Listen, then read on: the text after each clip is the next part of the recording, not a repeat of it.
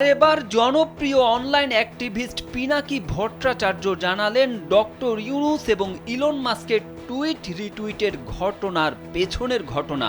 স্ট্যাটাসে পিনাকি লিখেন, ছোট একটা আইডিয়ার কি দারুণ ইম্প্যাক্ট থাকতে পারে তার একটা উদাহরণ দেই।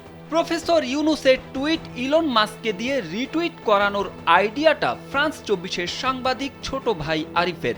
এ সময় তিনি লিখেন, পরদিন আরিফ বলল ইলন মাস্ক তো টুইট করে নাই। ইলন মাস্ককে দিয়ে প্রফেসর ইউনুসের টুইট রিটুইট করানো যায় কিনা এইটাই ভ্যালিডেশন। ইন্ডিয়া ক্যাম্পেইন চালাইতেছে, মিটিং নাকি হয় নাই। আমি খলিল ভাইকে বললাম ইলন মাস্ককে দিয়ে রিটুইট করানোর আইডিয়া। খলিল ভাই টুইটের ড্রাফট করলেন, আমি আরেকটা বাক্য জুড়তে চাইলাম। খলিল ভাই দ্বিমত করলেন। ইডেন বে কক্সবাজার সমুদ্র সৈকতের উপর নিজেদের একটি ঠিকানা। মাত্র 5 লাখ টাকায় আপনিও হয়ে যেতে পারেন এই হোটেলের মালিক। জানালেন ইলন মাস্কের টিমকে জানিয়েছেন লিংক দিয়ে রিটুইট করার অনুরোধ জানিয়ে। কাল প্যারিসের টাইম সন্ধ্যায় খলিল ভাই প্রত্যাশিত রিটুইটের স্ক্রিনশট পাঠালেন।